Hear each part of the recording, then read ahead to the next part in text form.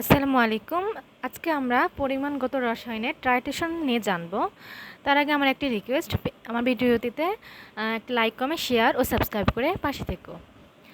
তো টাইট্রেশন বলতে আমরা কি বুঝি?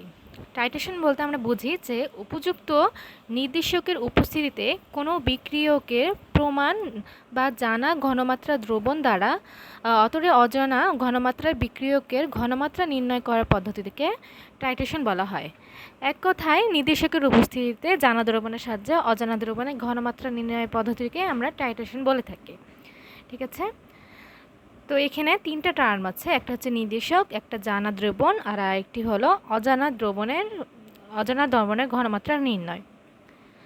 তো আমরা এটি একটি বিক্রিয়ার সাহায্যে জানবো। এখানে আমি এই বিক্রিয়ায় একটি অ্যাসিড ও একটি ক্ষার নিয়েছি। তো এই অ্যাসিড ও ক্ষারের বিক্রিয়াতে লবণ ও পানি উৎপন্ন হয়েছে। ঠিক আছে, এটা হলো সল্ট, এটা ওয়াটার।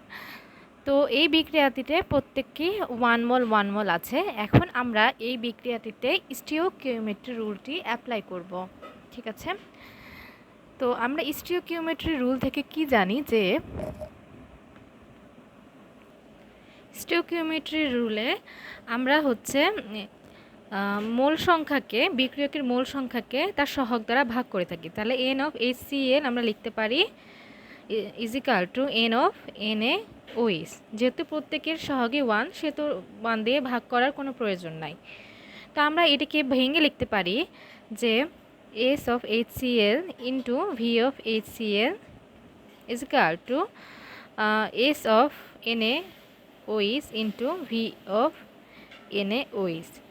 যেহেতু আমরা জানি n ইকুয়াল টু SV, সেহেতু আমরা এই সূত্রটি এখানে লিখতে পারি। তো আমরা ধরে নিই যে আমাদের এখানে এই অ্যাসিডটি জানা, এই অ্যাসিডের হচ্ছে ঘনমাত্রাও জানা, আবার হচ্ছে আয়তনও জানা। ঠিক আছে, কিন্তু এই ক্ষারের ঘনমাত্রাও অজানা, আবার আয়তনও অজানা। ঠিক আছে, তাহলে এই দুটি আমাদের জানা। এখানে HCl ঘনমাত্রা আর HCl আয়তন জানা, কিন্তু এই দুটি অজানা। এখন যদি এই দুইটি টার্ম জানা থাকে আর এই দুটো টার্মই যদি অজানা থাকে, তাহলে কিন্তু আমরা এই অজানা দ্রবণের ঘনমাত্রাটি নির্ণয় করতে পারবো না, কারণ আমাদের তখন এর হচ্ছে আয়তনটাও জানা লাগবে। ঠিক আছে, তো আমরা যখন এর আয়তনটি বের করতে পারবো, অজানা দ্রবণের আয়তনটি বের করতে পারবো, তখনই আমরা অজানা দ্রবণের ঘনমাত্রাটিও বের করতে পারবো। তো এই অজানা দ্রবণের ঘনমাত্রা বের করার জন্য আমরা যেই পদ্ধতির সাহায্যে এই অজানা দ্রবণের আয়তনটি বের করি বা নির্ণয় করি, সেই পদ্ধতিকেই টাইট্রেশন বলে থাকি। এটি আমরা একটি ফিগারের সাহায্যে বুঝব। টাইট্রেশন ল্যাবরেটরিতে এই পরীক্ষাটির মাধ্যমেই করা হয়, যেখানে হচ্ছে অজানা যে দ্রবণ সেটিকে বুড়েটে রাখা হয়, আর জানা দ্রবণটিকেই হচ্ছে ঠিকই আছে, অজানা দ্রবণটিকে আমরা হচ্ছে বুড়েটে নিব, আর জানা দ্রবণটি আমরা কনিক্যাল ফ্লাস্কে নিব। ঠিক আছে, তো এটি কিন্তু 100 ml আছে, বুড়েটে সোডিয়াম হাইড্রোক্সাইড 100 ml পূর্ণ আছে।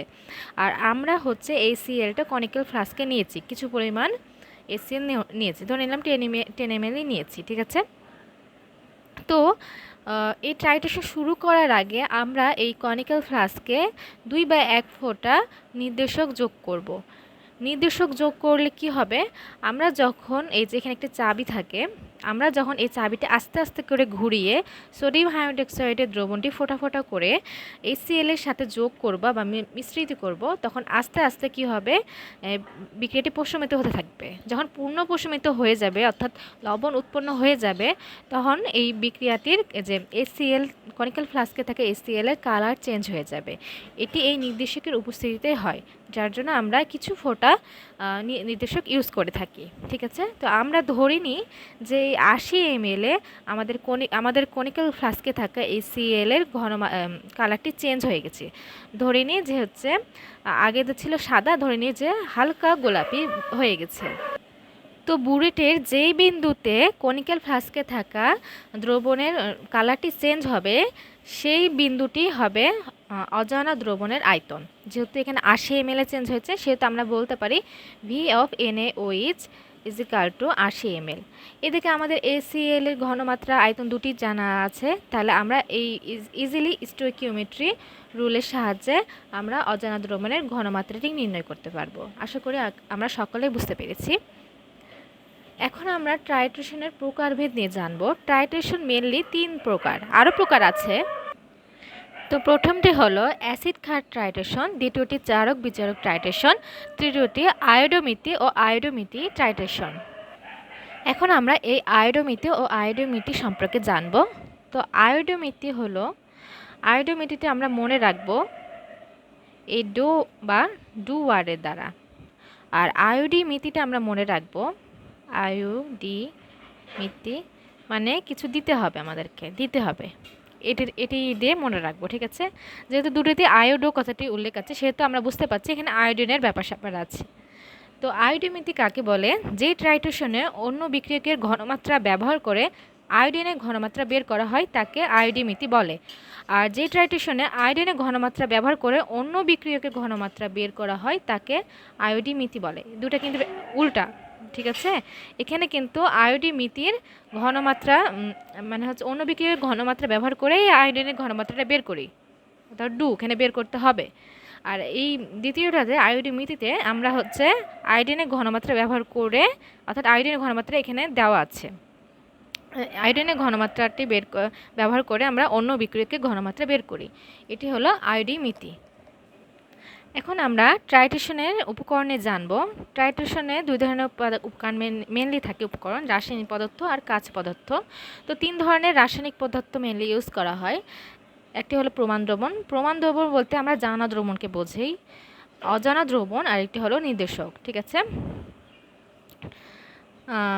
এখন হচ্ছে যে যে কাঁচ পদার্থ ইউজ করা হয় সেগুলোর নাম জানবো। বুরেট, যেখানে আমরা হচ্ছে অজানা দ্রবণ রাখি, কনিক্যাল ফ্লাস্ক যেখানে আমরা জানা দ্রবণ রাখি, আর পিপেট। পিপেট মেনলি একটা দ্রবণ মানে হচ্ছে মেপে নেওয়ার জন্য ইউজ করা হয়, যেমন আমরা নির্দেশক কয়েক ফোঁটা মেপে কনিক্যাল ফ্লাস্কে দিই। তো এটি ছিল আমাদের টাইট্রেশন সম্পর্কে আলোচনা। আশা করি আমরা সকলে বুঝতে পেরেছি। ভিডিওটি ভালো লাগলে সকলে লাইক, কমেন্ট, শেয়ার ও সাবস্ক্রাইব করে পাশে থাকবো। আল্লাহ হাফিজ।